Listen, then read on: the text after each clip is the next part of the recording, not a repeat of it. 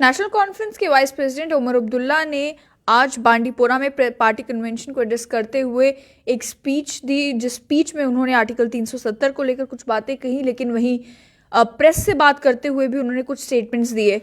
सबसे इंपॉर्टेंट ये था कि नेशनल कॉन्फ्रेंस के वाइस प्रेसिडेंट उमर अब्दुल्ला ने एक कहा कि भारतीय जनता पार्टी कोशिश कर रही है कि जम्मू कश्मीर में अगली असेंबली वो बनाए, यानी कि अगली असेंबली में मेजॉरिटी उनकी हो, और ताकि वो अगस्त 5 2019 को जो फैसले लिए गए हैं उसको लेकर एक रेजोल्यूशन पास कर सकें।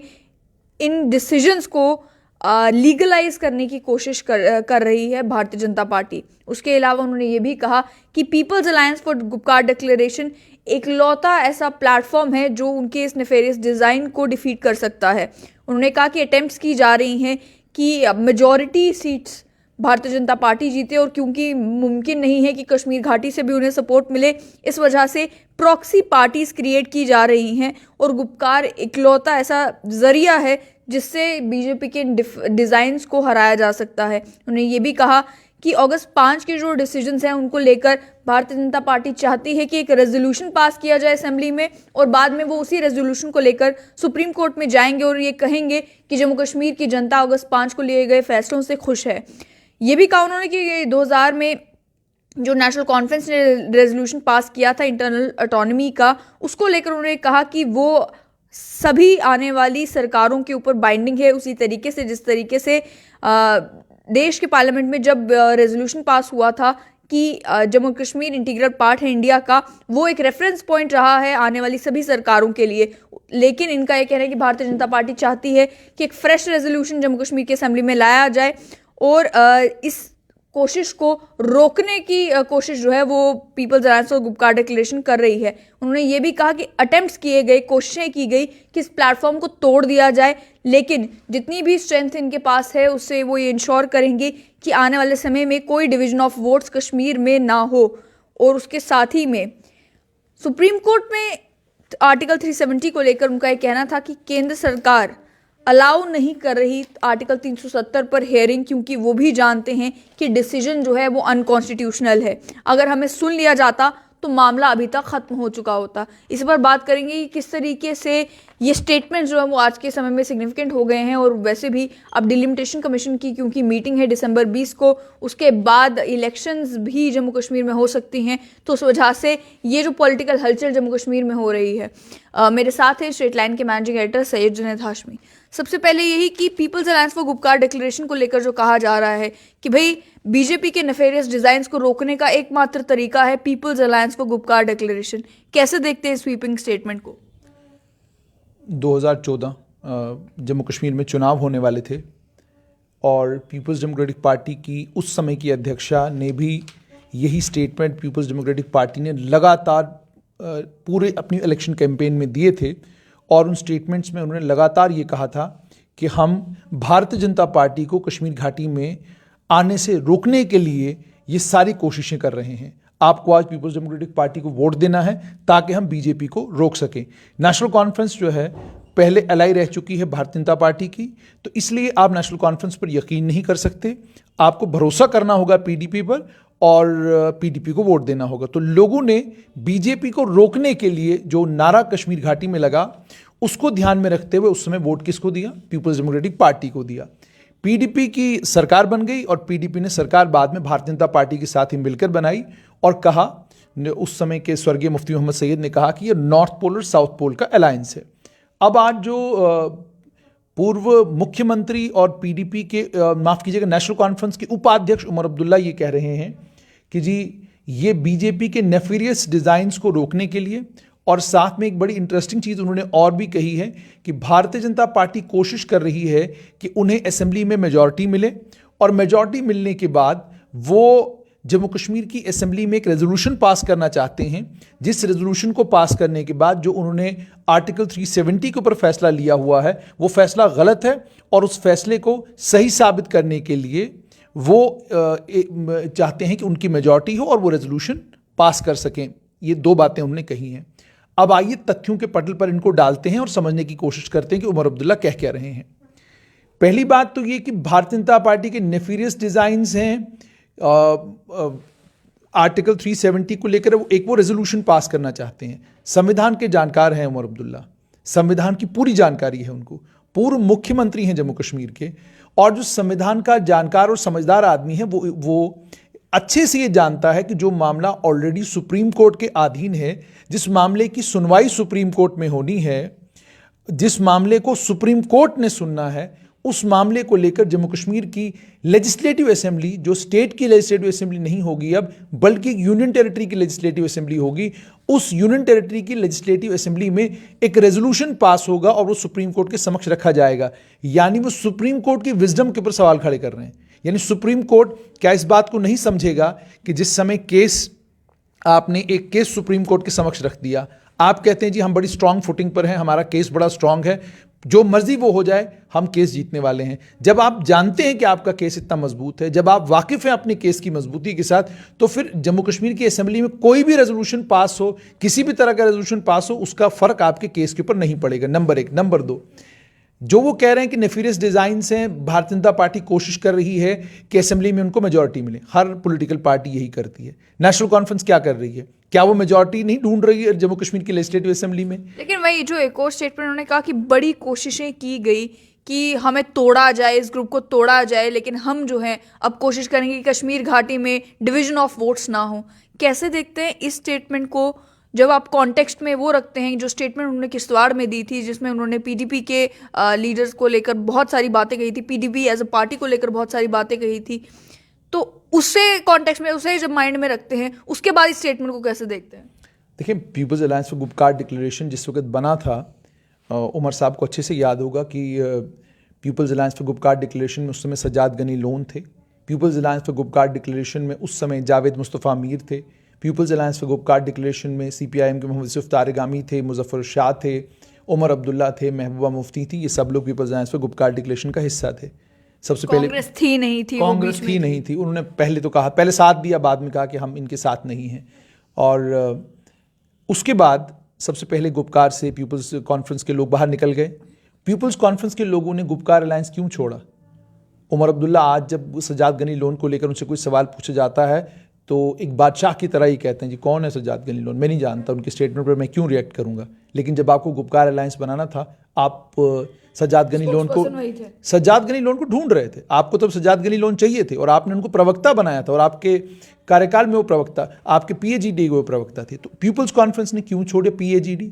गुपकार अलायंस को इसलिए छोड़ा उन्होंने क्योंकि जिस समय PAGD बना और उसके बाद आप DDC के चुनाव में उतरे, DDC के चुनाव में जब आपने मैंडेट बांटे, मैंडेट बांटने के ऊपर, मैंडेट बांटने के बाद कई कॉन्स्टिट्यूंसीज में PAGD का कैंडिडेट पीपल्स कॉन्फ्रेंस से था और नेशनल कॉन्फ्रेंस का कैंडिडेट अलग से लड़ रहा था। तो वो सब चीज़ें लोगों को नज़र आ रही थी। तो हो गई पहली बात। उसके बाद उमर अब्दुल्ला पहुंच जाते हैं किश्तवाड़, डोडा के, जब वो दौरे पर थे, डोडा रामबन किश्तवाड़ के दौरे पर थे। सबसे पहले आपने कटाक्ष किया गुलाम नबी आज़ाद के ऊपर, उसके बाद आपने कटाक्ष किया स्वर्गीय मुफ्ती मोहम्मद सैयद के ऊपर, और आपने कहा कि अगर मुफ्ती मोहम्मद सैयद ने अलायंस BJP के साथ नहीं किया होता तो जम्मू कश्मीर में से 370 हटता नहीं, अगर नेशनल कॉन्फ्रेंस कमज़ोर नहीं होती तो आर्टिकल 370 हटता नहीं। ये सारी बातें उमर अब्दुल्ला ने पीछे कही हैं। तो इसका मतलब ये होगा कि गुपकार अलायंस को कमज़ोर करने का जहाँ तक ताल्लुक है, उसका श्रेय खुद उमर अब्दुल्ला को ही जाता है कि गुपकार अलायंस में अगर थोड़ी बहुत तलखियाँ कुछ आई होंगी, उन तलखियों का कारण उमर अब्दुल्ला होंगे। और जब उन्होंने ये स्टेटमेंट मुफ्ती मोहम्मद सैयद को लेकर दिए, अगले दिन पीपल्स डेमोक्रेटिक पार्टी की अध्यक्षा महबूबा मुफ्ती ने बाज़ाबिता एक स्टेटमेंट रिलीज किया जिसमें उन्होंने अपने पार्टी के तमाम नेताओं को कहा कि जो भी स्टेटमेंट नेशनल कॉन्फ्रेंस की तरफ से, जो भी स्टेटमेंट किसी भी पॉलिटिकल पार्टी की तरफ से दिए जा रहे हैं, आप किसी भी स्टेटमेंट के ऊपर रिएक्ट नहीं करेंगे, आपको किसी भी स्टेटमेंट का जवाब नहीं देना। वो क्यों उन्होंने कहा? ताकि people's alliance for Gupkar declaration टूटे नहीं, क्योंकि PDP वाले जब रिएक्ट करते तो वो people's alliance for Gupkar declaration में क्या कहते हैं, दो फाड़ हो जाता। क्योंकि है तो असल में essentially people's alliance for Gupkar declaration is people's democratic party and national conference. तो अगर PDP खींचतान के मूड में आ जाती तो गुपकार के दो फाड़ होते। तो अब अगर उस लिहाज से आप देखिए, PDP अगर अलग हो जाती है तो आई एम श्योर कि जो बाकी भी पॉलिटिकल पार्टीज है, even they would not like to remain with Gupkar for long. अब अगर PDP अलग हो जाती या PDP रिएक्ट करती तो गुपकार अलायंस को तोड़ने वाला आदमी कौन? उमर अब्दुल्ला।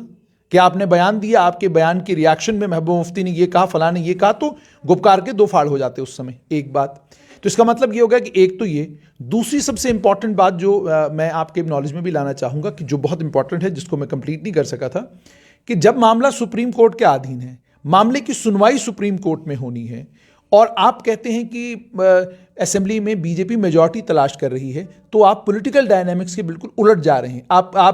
आप जम्मू कश्मीर में चुनाव किस लिए लड़ रहे हैं? आप भी तो जम्मू कश्मीर में चुनाव इसीलिए लड़ रहे हैं क्योंकि आपको मेजॉरिटी चाहिए। पीडीपी जम्मू कश्मीर की असेंबली में मेजॉरिटी क्या नहीं चाहती होगी? क्या अपनी पार्टी का ख्वाब नहीं होगा कि जम्मू कश्मीर की असेंबली में हमारी मेजॉरिटी होनी चाहिए? पीपल्स कॉन्फ्रेंस नहीं चाहती होगी कि हमारी मेजॉरिटी होनी चाहिए? नेशनल कांग्रेस नहीं चाहती होगी कि हमारी फुल मेजॉरिटी वाली सरकार होनी चाहिए? और आज के संदर्भ में अगर आप देखेंगे, हर पॉलिटिकल पार्टी की तमाम राज्यों में और तमाम केंद्र शासित प्रदेशों में, पल्लवी जी, कोशिश ये है कि उन्हें लंगड़ी सरकार न बनानी पड़े, उन्हें किसी अलायंस पार्टनर के साथ मिलकर सरकार न बनानी पड़े, उनकी सरकार अपनी पार्टी की सरकार हो और वो अपनी पार्टी की सरकार चलाएं। कश्मीर को लेकर भी कह दिया उन्होंने कि प्रॉक्सी पार्टी सभी खड़ी की हैं क्योंकि ये जानते हैं कि कश्मीर से तो वोट पड़ेगा नहीं। प्रॉक्सी पार्टी, देखें, नेशनल कॉन्फ्रेंस के इतिहास पर एक पत्रकार के नाते जब मैं बात करता हूं तो बहुत बार क्या होता है कि मेरी बात उन्हें तल्ख लगती हैं, लेकिन करें क्या? अब कांग्रेस जब लंबे समय तक देश पर राज कांग्रेस ने किया है, तो आप कोई भी बात करेंगे घुमा फिरा कर तो वो कांग्रेस पर ही चली जाएगी।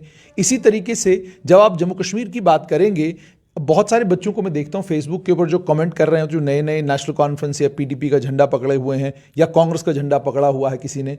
बहुत अच्छा है, आपको अधिकार है, आप किसी भी पॉलिटिकल पार्टी के साथ अलाई हो सकते हैं, लेकिन एक पत्रकार के नाते जो सब कुछ हमने देखा है, जो आज तक देखा है, वही कहने का आदी हूं। मैं अपने शहर का सबसे बड़ा फसादी हूं, यानी जो देखा है वही बता रहे हैं हम। तो देखा क्या है वो मैं आपको बताना है। नेशनल कॉन्फ्रेंस ने एक लंबे समय तक यहां पर जम्मू कश्मीर में राज किया है। अब लंबे समय तक जब आप सत्ता में रहे हैं, तो इसका मतलब तो यही है ना कि आपके खिलाफ ही विपक्ष ने तैयार होना है। अब्दुल गनी लोन के पिता, माफ कीजिएगा, सज्जाद गनी लोन के पिता अब्दुल गनी लोन कौन थे? या जो बाकी मुफ्ती मोहम्मद सईद एक लंबे समय तक कौन थे?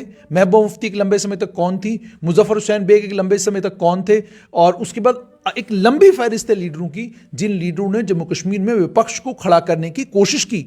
जनता पार्टी के बैनर के तरह कश्मीर के जो नेता बाद में अलगाववादी नेता हो गए, उन नेताओं ने जनता पार्टी के बैनर के तले जम्मू कश्मीर घाटी में चुनाव लड़ा है। तो इसका मतलब विपक्ष को तैयार करने की कोशिश जम्मू कश्मीर में एक लंबे समय से हो रही थी। विपक्ष तैयार नहीं हो पाया। अलग अलग लोगों ने छोटे छोटे गुट बनाकर कोशिश की, लेकिन नहीं कामयाब हो पाए। क्यों नहीं हो पाए? जरा आप मोहम्मद यूसुफ तारगामी से जाकर पूछिए, आपका क्या कसूर था? शेख मोहम्मद अब्दुल्ला के वक्त में जब आपके ऊपर पब्लिक सेफ्टी एक्ट लगा, क्या कसूर था आपके ऊपर? जाकर उन लोगों से पूछिए जिन लोगों ने 80s में, 70s में, 60s में दल खड़े करने की कोशिश की और उनको पॉलिटिकल पार्टीज जो है खड़ा करने नहीं दिया गया जम्मू कश्मीर में, या अगर उन्होंने खड़ी की भी तो पॉलिटिकल पार्टीज जो है ज़्यादा देर तक चल नहीं सकी। 1999 में एक विपक्ष जो है जम्मू कश्मीर में पहली बार खड़ा हुआ पीडीपी की शक्ल में। 2012-13 की दहाई में पीपल्स डेमोक्रेटिक पार्टी 2001-2 में पीपल्स डेमोक्रेटिक पार्टी ने जम्मू कश्मीर में सरकार बनाई। 2002 में जब उन्होंने सरकार बनाई तो 6 साल वो सत्ता में रहे। तो पीपल्स डेमोक्रेटिक पार्टी को मजबूत होने का मौका जम्मू कश्मीर में मिला। जब people's democratic party Jammu Kashmir में मजबूत हुई, पीपल्स डेमोक्रेटिक पार्टी के मजबूत होने के बाद एक मजबूत विपक्ष पैदा हुआ। तो 2008 में, मुझे अच्छे से याद है, शायद 2008 था कि 2007 था, पीपल्स डेमोक्रेटिक पार्टी को लेकर भी एक बड़े दिल्ली के अखबार में खबर लगी कि एक आईबी का बहुत बड़ा ऑपरेशन था, जिस ऑपरेशन में एक पॉलिटिकल पार्टी को तैयार किया गया, जिस पॉलिटिकल पार्टी का नाम पीपल्स डेमोक्रेटिक पार्टी है। तो इस पीडीपी को लेकर भी तो ये इल्जाम लगाए गए हैं। अब आज जम्मू कश्मीर अपनी पार्टी है या पीपल्स कॉन्फ्रेंस? अब जम्मू कश्मीर पीपल्स कॉन्फ्रेंस का जहां तक ताल्लुक है, वो आज दिल्ली की पार्टी कैसे हो गई? पीपल्स कॉन्फ्रेंस तो अब्दुल गनी लोन की पार्टी है। पीपल्स कॉन्फ्रेंस तो कुपवाड़ा और बारामुल्ला के इलाकों में आज नहीं, उनका तो एक लंबा चौड़ा इतिहास है। और ये पार्टी तो नेशनल कॉन्फ्रेंस के मध्य मुकाबिल आज से नहीं, सालों से है। और जिस टाइम पर फैक्स मशीन खराब हो गई थी, उस टाइम तो उन्हीं के बैनर के तले सब रेडी हो गए थे। बिल्कुल, जिस टाइम फैक्स मशीन खराब हुई उस टाइम तो नेशनल कॉन्फ्रेंस के बैनर के तले सारे इकट्ठे हो रहे थे और सरकार भी जम्मू कश्मीर में बनने वाली थी। Point is not that. Point is कि आज अगर फारूक उमर अब्दुल्ला ये कह रहे हैं कि नई दिल्ली कोशिश कर रही, बीजेपी कोशिश कर रही कि भाई हमारी मेजॉरिटी हो और हम एक रेजोल्यूशन पास करें, जिस रेजोल्यूशन को पास करने के बाद जो 370 के ऊपर फैसला लिया गया है, वो 370 के ऊपर फैसला लीगलाइज हो जाएगा।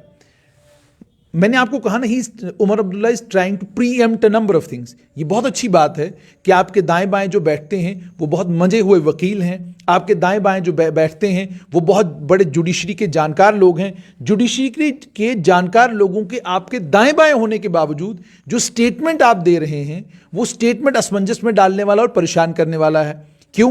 क्योंकि हर पॉलिटिकल पार्टी तो कोशिश यही करती है कि उनकी मेजॉरिटी होनी चाहिए। यही कोशिश बीजेपी करेगी, यही कोशिश आप कर रहे हैं। अगर आपको मेजॉरिटी मिलेगी तो आप क्या करेंगे?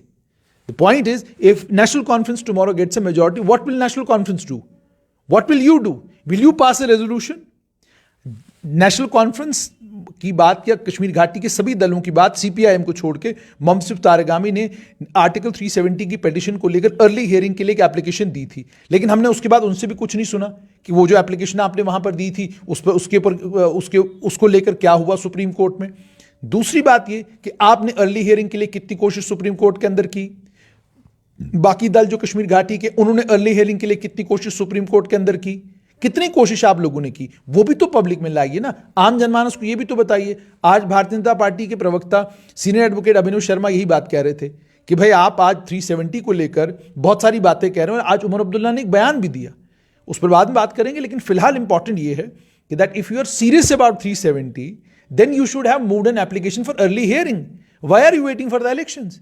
आप भी तो इलेक्शनों का ही इंतजार कर रहे हैं, आप भी तो चाहते हैं कि इलेक्शन जल्द से जल्द हो और इलेक्शनों के बाद कोई नतीजे हमारे हक में आए। अगर आप जानते हैं कि मामला सुप्रीम कोर्ट के अधीन है तो then you should move to the supreme court. Supreme court को लेकर ही उमर अब्दुल्ला ने यह भी इल्जाम लगाया केंद्र सरकार के ऊपर कि केंद्र अलाउ नहीं कर रहे हियरिंग आर्टिकल 370 के ऊपर, क्योंकि उनको डर यह है कि इसे अनकॉन्स्टिट्यूशनल डिक्लेयर कर दिया जाएगा।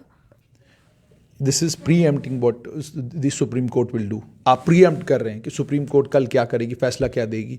मुझे लगता है कि इसमें जो वकील कह रहे हैं अलग अलग, वो ये कह रहे हैं कि इसमें कंटेम्प्ट बन सकती है। कंटेम्प्ट इसलिए बन सकती है क्योंकि आप ये कह रहे हैं कि केंद्र सरकार सुप्रीम कोर्ट को अलाउ नहीं कर रही है कि वो 370 के ऊपर हियरिंग करे। ऐसा नहीं होता, ये देश संविधान से चलता है। सुप्रीम कोर्ट आज़ाद है और उसे आज़ादी के साथ फैसले लेने का हक है। जो सुप्रीम कोर्ट पेगासस के मामले में इंक्वायरी ऑर्डर कर सकती है, पेगासस के मामले में इतना बड़ा फैसला दे सकती है, उस सुप्रीम कोर्ट को लेकर अगर उमर अब्दुल्ला ये बात कह रहे हैं तो मुझे लगता है कि उनको रिट्रैक्ट करना चाहिए अपने इन वर्ड्स को, जो बातें उन्होंने कही हैं। क्योंकि सुप्रीम कोर्ट में मामले की आपकी सुनवाई होनी है। सुनवाई से पहले अगर आप प्रीएम्प्ट करने की कोशिश करते हैं तो प्रीएम्प्ट करने का साफ तौर पर मतलब ये है कि जो जजेस हैं, जिन्होंने जजमेंट देनी है, जिन्होंने इस केस को सुनना है, आप पहले ही संदेह की उंगली जो उनकी तरफ कर रहे हैं कि केंद्र सरकार, और ये भी उन्होंने अपने बयान में कहा कि केंद्र सरकार को अगर ये लगता है कि हम ये केस जीतने वाले हैं तो अभी तक क्या कहते हैं सुप्रीम कोर्ट में ये मसला निपट भी गया होता। तो कैसे, मतलब what are you trying to say? ये तो बड़ा अजीब, ये हैरान करने वाला बयान है उनका। वो एक्स चीफ मिनिस्टर रहे हैं और कोई भी आदमी इस तरह के मामले में हमेशा उनकी ये कोशिश रहती है कि भाई अगर कभी भी ऐसा कोई मामला बनता है तो सुप्रीम कोर्ट को लेकर, जुडिशरी को लेकर बड़ा मोहतात रहने की ज़रूरत है, जजेस को लेकर बड़ा मोहतात रहने की ज़रूरत है। वो बड़े इंटेंस प्रेशर के अंदर जजेस जो हैं वो काम करते हैं और सिर्फ इतना ही नहीं, चारों तरफ से नजरें जो हैं जजेस के ऊपर होती हैं। तो बड़ा मुझे लगता है एहतियात के साथ और मोहतात रहकर बात करने की ज़रूरत है। ये जो उन्होंने बात कही है ये प्रीएम्प्ट करने की कोशिश है कि सुप्रीम कोर्ट क्या करेगा। मुझे नहीं लगता कि उनको ऐसा करना चाहिए था, ये स्टेटमेंट देना चाहिए था। आपने सुप्रीम कोर्ट में अपनी तरफ से कितना काम किया आप वो बताइए। क्या आपने अर्ली हियरिंग के लिए पिटीशन मूव की है? तो जब आपने अर्ली हियरिंग के लिए वहां पर एप्लीकेशन डाली ही नहीं है, how can you claim that you are very serious about 370? उसके अलावा उन्होंने डिलिमिटेशन कमीशन को लेकर भी एक स्टेटमेंट दी और ये कहा कि उनका एक ही एजेंडा होना चाहिए, which is to take decisions on the 2011 census. अगर वो इस हिसाब से करते हैं तो वी विल एक्सेप्ट। कोई ऐसा डिसीजन नहीं लेना चाहिए जो पॉलिटिकल इन टेस्ट हो या फिर किसी भी एक पॉलिटिकल पार्टी को या उनके किसी दोस्त को फेवर करता हो।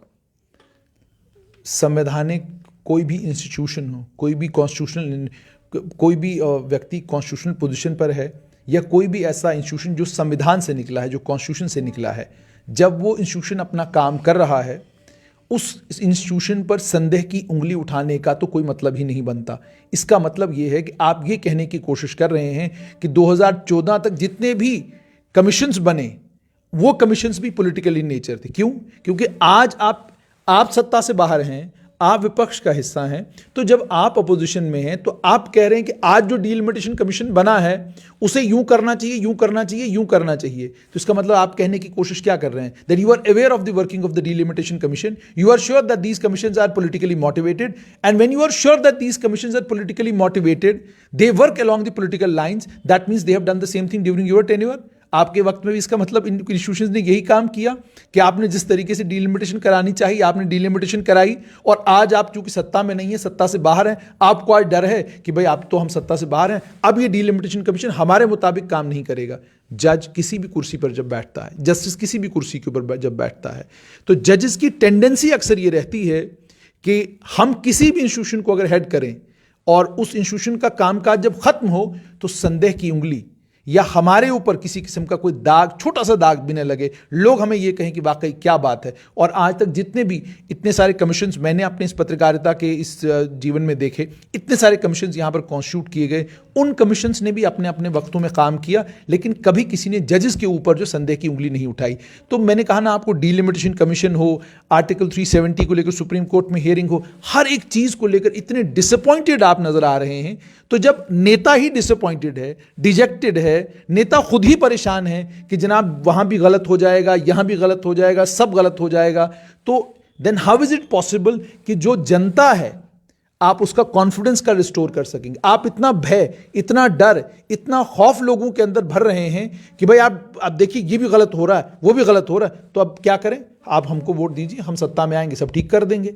तो ये सब चीज़ें तो पहले भी होती रही हैं। 96 में जब आपने वोट लिया था, वो किस नाम पर लिया था? ग्रेटर ऑटोनॉमी के नाम पर लिया था। नारे लगे थे, क्या कहते हैं, हमारे इलाकों में कहा गया था रायशुमारी होगी जम्मू कश्मीर में, ये कहा गया था कि ग्रेटर ऑटोनॉमी मिलेगी जम्मू कश्मीर के लोगों को। 1999 में जाकर आपकी ग्रेटर ऑटोनॉमी का क्या हुआ? फिर आप कहते हैं कि एक कमेटी बनाई गई थी, उस कमेटी ने क्या काम किया, कहाँ है कमेटी की रिपोर्ट, कोई पता नहीं।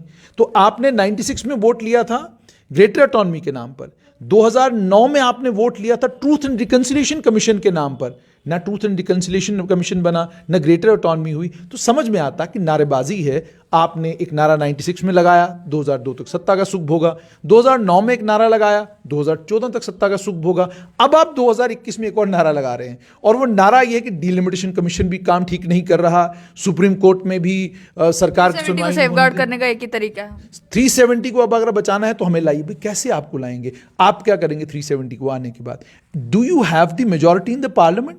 It is the majority of the parliament which has to decide whether 370 is to be amended back or is not to be amended back. ये तो पार्लियामेंट डिसाइड करेगा ना, आप डिसाइड नहीं करेंगे। और पार्लियामेंट से पहले भी ये सुप्रीम कोर्ट को फैसला करना है कि जो 370 को लेकर जम्मू केंद्र सरकार ने किया, क्या वो फैसले गलत थे या वो फैसले सही थे, तो उस पर तो फैसला आना भी बाकी है।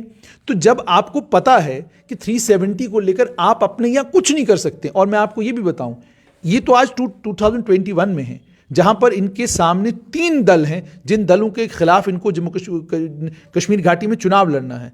मैं आपको ये बताऊं कि जिस समय इनके पास ब्रूट मेजॉरिटी थी जम्मू कश्मीर की लेजिस्लेटिव असेंबली में, ये 370 के ऊपर ये ग्रेटर ऑटोनॉमी का बिल पास कर सकते थे असेंबली में, because you are a 370 state, you are a special status state. आप 1999 में, 1996 से लेकर 2002 तक आपके पास वक्त था, आपके पास 2/3 मेजॉरिटी जम्मू कश्मीर में थी, आप बिल पास कर सकते थे। आपने कोई बिल पास नहीं किया। आपने बिल की जगह क्या किया? रेजोल्यूशन पास किया। और मैं पूर्व मुख्यमंत्री और नेशनल कॉन्फ्रेंस के उपाध्यक्ष उमर अब्दुल्ला से गुजारिश करूंगा कि पिताजी से कभी बैठकर ये बात उनसे करिएगा, उनसे पूछिएगा कि जनाब मुझे ये बताइए कि आपने 96 से 2002 तक के पीरियड में जब आप सत्ता में थे, तो आपने उस समय बिल क्यों नहीं पास किया अपनी असेंबली में, जिसमें आप कुछ ताकतें जम्मू कश्मीर की लेजिस्लेटिव असेंबली को और देते, जम्मू कश्मीर की लेजिस्लेटिव काउंसिल को और देते, जम्मू कश्मीर को और ताकतवर बनाते, मजबूत बनाते। You had 2/3 majority. 2/3 मेजॉरिटी से आपने किया क्या? आपने रेजोल्यूशन पास किया अपनी असेंबली में, और वो रेजोल्यूशन पास करके आपने नई दिल्ली भेज दिया। रेजोल्यूशंस पर काम नहीं होते। प्रैक्टिकल काम अगर आपने करना होता तो आप उस समय कर सकते थे। और जब आपने रेजोल्यूशन पास करके असेंबली में भेजा, आपका रेजोल्यूशन जब एक्सेप्ट नहीं किया गया या एक्सेप्ट किया गया और ठंडे बस्ते में डाल दिया गया, why didn't the entire assembly resign en masse? If you are so serious about the people of Jammu and Kashmir, en masse आप लोगों ने रिजाइन करना चाहिए था ना, आपने नहीं किया। 370 के ऊपर जब अमेंड किया गया 370 को, everybody was expecting and anticipating doctor Farooq Abdullah इस्तीफा देंगे, मोहम्मद अकबर लोन इस्तीफा देंगे, और रिटायर्ड जज साहब इस्तीफा देंगे, लेकिन ना रिटायर्ड जज साहब का इस्तीफा आया, ना डॉक्टर फारूक अब्दुल्ला का आया, ना मोहम्मद अकबर लोन का इस्तीफा आया। ये सब लोग एंटिसिपेट कर रहे थे। तो प्रैक्टिकली जब आप नेशनल कॉन्फ्रेंस को देखते हैं तो प्रैक्टिकली नेशनल कॉन्फ्रेंस भी उतना ही बड़ा राजनीतिक दल है जितना बड़ा राजनीतिक दल भारतीय जनता पार्टी है, जितना बड़ा राजनीतिक दल कांग्रेस है। कि आप एक नारा लगाते हैं, नारे के चक्कर में लोगों को उलझा देते हैं, लोग उलझते हैं, लोग आपको वोट देते हैं, आपकी बात बन जाती है, उसके बाद अल्लाह अल्लाह खैर सल्ला। इस तरीके से पॉलिटिकल पार्टी जम्मू कश्मीर में ऑपरेट करती रही है। तो उमर अब्दुल्ला जो आज बयान दे रहे हैं, ये बयान केवल मात्र अपनी कॉन्स्टिट्यूंसी को खुश करने के लिए। आप कमेंट्स में अगर देखेंगे तो कमेंट्स से ही आपको यह अंदाजा हो जाएगा जो कॉन्स्टिट्यूंसी है ना, उनका माइंडसेट, उनका दिमाग जो है वो अलग तरीके से काम आम जनमानस, क्योंकि आप सोशल मीडिया से पढ़ रहे हैं, आप ट्विटर के ऊपर जो आपके पास आ रहा है वो पढ़ रहे हैं, आप किताब नहीं पढ़ रहे हैं। मैंने 16 साल से लगातार अपनी इन 2 आंखों से लेजिस्लेटिव असेंबली में नेशनल कॉन्फ्रेंस का कामकाज देखा है, पीडीपी का कामकाज देखा है, नेताओं के बदलते रंग रूप देखे हैं, पॉलिटिशियंस की बदलती आइडियोलॉजीज देखी हैं। 16 साल से लगातार मैं ये सब चीजें देख रहा हूं और आई कीप ऑन रीडिंग, पढ़ता रहता हूं। मैं आज भी मैं पढ़ रहा हूं, इतिहास को लगातार खंगालता रहता हूं कि भाई क्या हुआ है पीछे इतिहास में। तो जब जो बात हम आज कह रहे हैं, ये तथ्यों के आधार पर हम ये बात कह रहे हैं और हम ये कहने की कोशिश कर रहे हैं कि आप महोदय अब ये वाला 370 वाला राग अलापना बंद करिए। मेहरबानी करके जम्मू कश्मीर के लोगों को अब वो सच बोलने की कोशिश कीजिए जिस सच से आम जम्मू कश्मीर के लोगों का भला हो, तो वो बोलना शुरू कीजिए। हाँ, साइड बाय साइड जो आपका ये 370 वाला है, इसको लेकर आप अगर संजीदा हैं, सीरियस हैं, तो सुप्रीम कोर्ट में आप गुहार लगाइए ना, आप अर्ली हियरिंग की पिटीशन डालिए ना, आप वहां पर कोशिश कीजिए ना जहां पर कोशिश करनी है। वहां आप कोशिश कर नहीं रहे हैं और इसलिए भी नहीं कर रहे हैं। वो एक बड़े इंपॉर्टेंट पॉलिटिकल फिगर है, नेशनल कॉन्फ्रेंस से जुड़े हुए हैं, उन्होंने मुझे कहा कि इसलिए भी कोशिश नहीं कर रहे हैं कि कहीं अर्ली हियरिंग में हमारी पिटीशन डिसमिस हो गई तो हम चुनाव किस पर लड़ेंगे। फिर भाई चुनाव भी तो लड़ने हैं ना आगे, तो चुनाव के लड़ने के लिए इन्हें भी they are also comfortable with this that supreme court में इस केस का नंबर नहीं लग रहा। इस केस का नंबर सुप्रीम कोर्ट में लगेगा, हियरिंग शुरू हो जाएगी, ठीक है। तो हियरिंग के बाद मान लीजिए डिसमिस हो गया तो क्या करेंगे आप, ठीक है। और जाहिर सी बात है, everybody knows this, even national conference की जो नेशनल कॉन्फ्रेंस में जो बुद्धिजीवी हैं वो जानते हैं it is going to be it is a long drawn process. Supreme court ने संवैधानिक एक इशू को सुनना है और इस संवैधानिक इशू जो 4-5 दिन में एड्रेस नहीं होती, they take a long time. Hearing होती है, सबूत पेश किए जाते हैं, डॉक्यूमेंट्स पेश किए जाते हैं, इतिहास पर नज़र दौड़ाई जाती है, ये सारी चीज़ें उसमें होती हैं। तो इसलिए मुझे लगता है कि जो उमर अब्दुल्ला ने आज सुप्रीम कोर्ट को लेकर बयान दिया है, इस तरह के बयानों से उन्हें बचना चाहिए, इस तरह के बयान नहीं देने चाहिए और कोशिश ये करें कि सत्य पर आधारित जो बात आप आम जनमानस के बीच में कर सकें, उसी बात को लगातार करते रहें। और अब इतिहास को खंगाले ना, इतिहास को ज़्यादा खंगाले ना। और ये जो बयान भी आप देते हैं कि बीजेपी रेजोल्यूशन लाने की कोशिश कर रही है, तो मतलब this goes without saying that every political party, अब एवरीबडी नाउज की भारतीय जनता पार्टी अगर कल राजौरी पुंछ में पहाड़ियों को एसटी स्टेटस देती है, ठीक है, तो वो तो ठीक है, पहाड़ियों को खुश करेगी, लेकिन साथ में उनकी भी तो अपने जहन में ये कैलकुलेशन होगी कि भाई अगर पहाड़ी वोट बैंक को हम लोग खुश करते हैं तो हमें वहां से कितनी सीटें मिलेंगी। डू यू थिंक कि बीजेपी भी इज यूजिंग जो भी कानूनी फैसले केंद्र सरकार ने लिए हैं उसका पॉलिटिकल बेनिफिट लेने के लिए, कि if you see BJP leaders अगर वो पुंछ जा रहे हैं, राजौरी जा रहे हैं, तो गुजर लीडर से ये कहा जा रहा है कि भाई फॉरेस्ट राइट्स एक्ट देखो किसने लाया, हमने लाया, पॉलिटिकल रिजर्वेशन आपको किसने दी, हमने दी। उसके बाद पहाड़ीज हैं, उनको भी कहा जा रहा है कि आपको ऐसे रिजर्वेशन किसने दी, हमने दी। आगे भी अगर आपका कोई भी अगर डिसीजन आने वाला होगा तो हम ही ला पाएंगे, हमें वोट देना जो है वो बड़ा ज़रूरी है। तो जो फैसले, जो लीगल फैसले आर्टिकल 370 हटने के बाद ऑब्वियस सी बात है जितने कानून देश भर में थे वो जम्मू कश्मीर में भी आने ही थे, तो उसका भी पूरा पॉलिटिकल बेनिफिट रीप करने की कोशिश की जा रही है। जाहिर सी बात है, वो तो भारतीय जनता पार्टी करेगी, वो तो राजनीतिक लाभ जिस भी चीज़ से उनको मिलता है उसको इस्तेमाल करने की पूरी कोशिश करेंगे। बट भारतीय जनता पार्टी को भी एक चीज़ का ख्याल रखना होगा। आप ये सोचेंगे कि ये बड़े बड़े मुद्दे जो आपने हल किए, आपने 370 जो आपका एजेंडा था, आपने उस एजेंडे पर काम करके 370 को हटा दिया। लेकिन 370 के हटने के बाद अगर आप ये सोचते हैं कि आम जनमानस में हर कॉन्स्टिट्यूंसी में आदमी आपसे खुश है, तो it is not possible. You can not please all the people all the time, you can please some people some time, ठीक है। दूसरा ये कि आम जनमानस की जो परेशानियां, जो दिक्कतें हैं, वो हैं अपनी जगह। आप जरूर फॉरेस्ट राइट एक्ट बेचें, आप जो मर्जी वो बेचें, आप जो भी अपनी कॉन्स्टिट्यूंसी में चाहें बेचने की कोशिश करें, मगर ये बात आपको हमेशा याद रखनी होगी कि जो आपकी कोर कॉन्स्टिट्यूंसीज हैं, उन कोर कॉन्स्टिट्यूंसीज की जो दिक्कतें, जो परेशानियां हैं, मिसाल के तौर पे रोशनी को लेकर बहुत सारी परेशानियां जो बॉर्डर बेल्ट के लोगों को है, वो तो हैं, वो परेशानियां दूर तो नहीं हुई। महंगाई की दिक्कत है, वो तो है, वो तो दूर नहीं हुई। उसके अलावा बिजनेसमैन परेशान है। उसके अलावा और कई फैसले लिए गए। कई बार क्या होता है कि जो आपके आइडियोलॉजिकल फैसले होते हैं ना, जो आइडियोलॉजी बेस्ड फैसले होते हैं, आपने देश हित में वो फैसले ले लिए होते हैं, एक पॉलिटिकल पार्टी सोचती है देश हित में है, मैंने कर दिया। कई बार क्या होता है कि जो देश हित में आपने फैसला लिया होता है, वो राजनीतिक तौर पर आपको लाभ देने की बजाय आपको नुकसान देता है। बड़ी बार ऐसा होता है कि आपने देश हित में एक फैसला लिया, लेकिन राजनीतिक लाभ उसका नहीं हुआ, उसका नुकसान हुआ आपको, ठीक है। तो कुछ चीजें देश हित में भारतीय जनता पार्टी में ने की होंगी, मगर उनको ये याद रखना होगा कि उनकी कोर कॉन्स्टिट्यूंसी जो है, उसको, उसकी दिक्कतों और परेशानियों को दूर करने की कोशिश करनी होगी। और दूसरा, मैथमेटिकल और अर्थमेटिक कैलकुलेशंस जो राजनीति में है, वो मैथमेटिकल और अर्थमेटिकल कैलकुलेशंस हर वक्त ठीक नहीं होती। आप जो अर्थमेटिक्स, आप जो गणित गिन के बैठे होते हैं ना, वो गणित सटीक बैठेगा ये जरूरी नहीं होता। अगर गणित सटीक बैठने वाला होता तो बंगाल में आपकी जीत होती, उत्तराखंड में, बंगाल में आपकी जीत होती, छत्तीसगढ़ में आपकी जीत होती, पंजाब में आप जीतते, आप ये सारी स्टेट नॉर्दर्न इंडिया की जीतते। नहीं, क्यों नहीं? इसका मतलब गणित सटीक बैठे ये जरूरी नहीं। क्या जरूरी है कि आपको अपने जनमानस के साथ दोबारा से संपर्क साधना होगा। और अभी एक जो कोशिश वो कर रहे हैं, एक अच्छी चीज जो बीजेपी में देखने को मिल रही है कि नेशनल कॉन्फ्रेंस के 2 नेता पार्टी में आए हैं। आप विजयपुर की कॉन्स्टिट्यूंसी में देखें या आप सांबा डिस्ट्रिक्ट में देखें, वहां के बड़े नेता पहले भारतीय जनता पार्टी के चंद्र प्रकाश गंगा थे, बहुत बड़े नेता थे। लेकिन आज के टाइम में, कल आपने देखा होगा, बहुत बड़ी रैली हुई, उस रैली में नेशनल कॉन्फ्रेंस के सुरजीत सिंह सलाथिया थे और भारतीय जनता पार्टी की पूरी टीम वहां पर मौजूद थी। तो आपको यह भी देखना होगा कि किस तरीके से जगह बनाई जा रही है नेशनल कॉन्फ्रेंस के 2 नेताओं के लिए। देवेंद्र सिंह राणा जो हैं, वो इस समय रजौरी पुंछ का टूर कर रहे हैं, पिछले दिनों उन्होंने टूर किया रजौरी पुंछ का, इनके साथ बीजेपी के यूटी अध्यक्ष रविंद्र रैना के साथ एक उन्होंने किया वहां पर। अब जो टूर उन्होंने किया, इसका मतलब क्या है कि देवेंद्र सिंह राणा के लिए स्पेस क्रिएट की जा रही है भारतीय जनता पार्टी में, और उन्हें उन इलाकों में लेके जाया जा रहा है जहां पर ऑलरेडी वो नेशनल कॉन्फ्रेंस के प्रोविंशियल प्रधान के तौर पर जा चुके हैं। लोग उनको जानते हैं प्रोविंशियल प्रधान के तौर पर, और नेशनल कॉन्फ्रेंस के प्रोविंशियल प्रधान के तौर पर उनका जो पहले वोट बैंक था वो अलग था।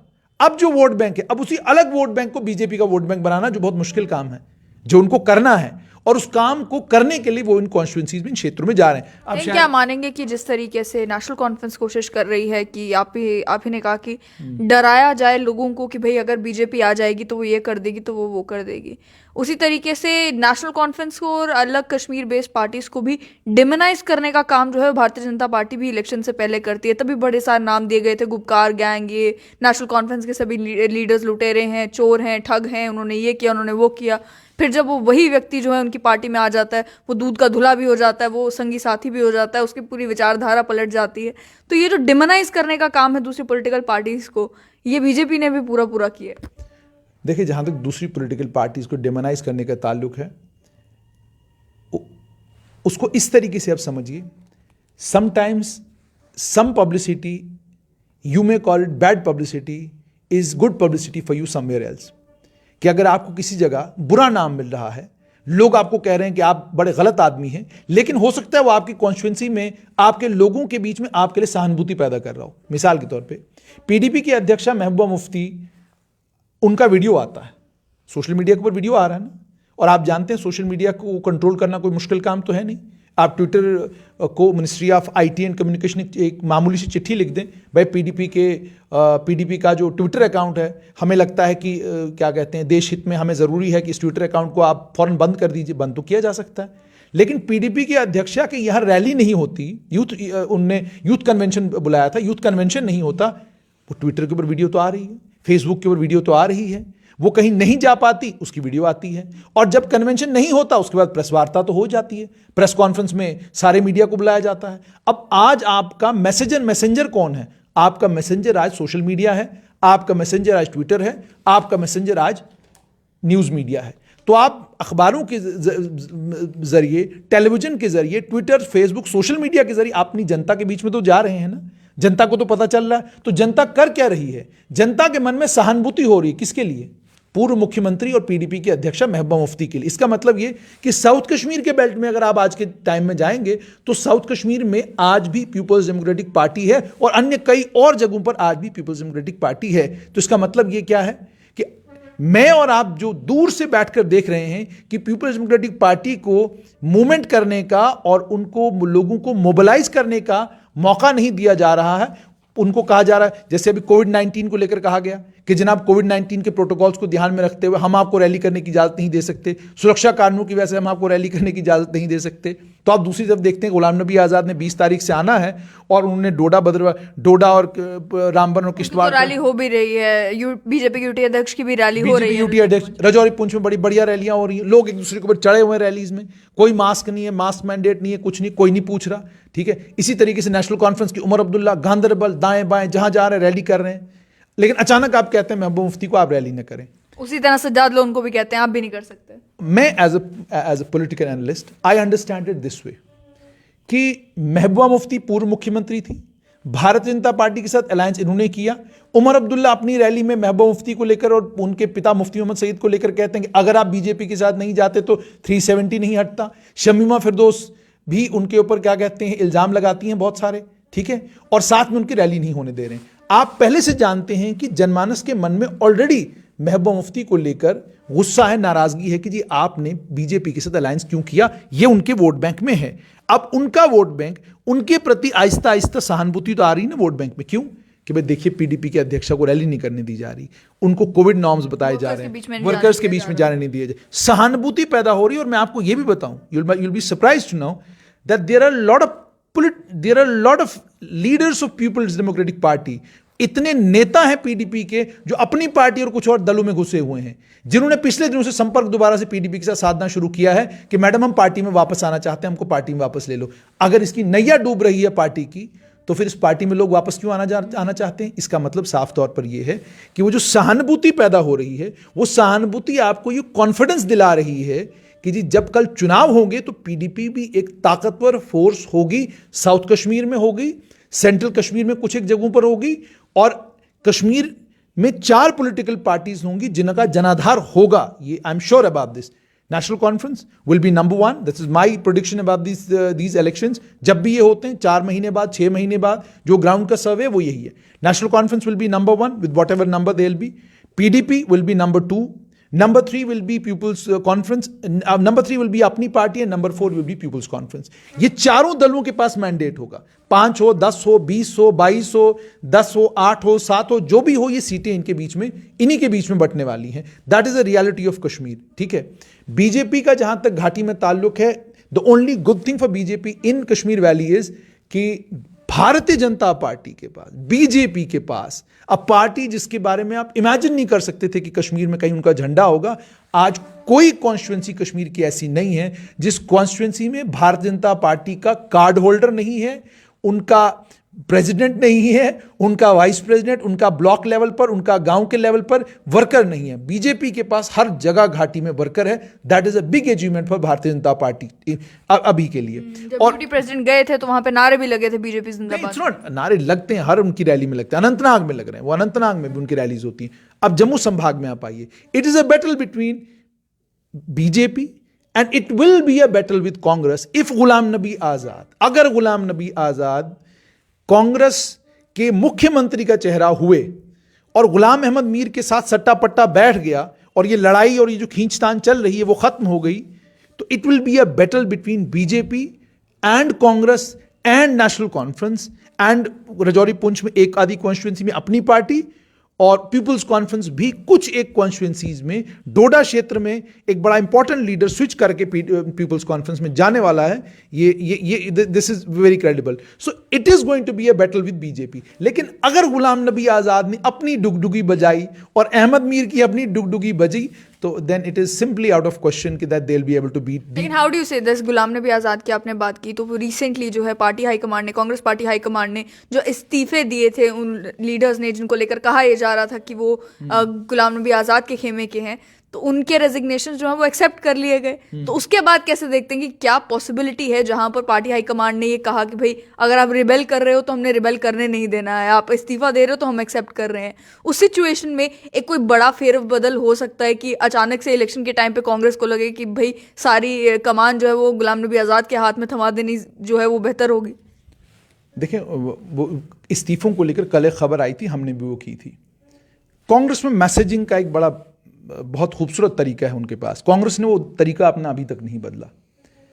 आपने अपने किसी नेता के जरिए अखबार में कहीं खबर लगवा दी, वो पहले भी कांग्रेस के नेता करते थे, करते रहे हैं, प्रवक्ता करते रहे हैं कि फोन पर आपने कह दिया कि हाँ ये हो गया, लगा दो, खबर लग गई, और उसके बाद ऑफिशियली आपने डिनाई किया कि नहीं यार ऐसा तो हुआ ही नहीं, इस्तीफे तो एक्सेप्ट ही नहीं हुए। What does that mean? That clearly means कि आपने सांप भी मर गया और लाठी भी नहीं टूटी। आपने बात भी बता दी, तुम्हारे इस्तीफे कबूल हो सकते हैं, देख लो तुम उपाध्यक्ष हो, लाइन सुधर जाओ, इस तरह की बात। तो इस तरीके से आपने मैसेजिंग कर दी।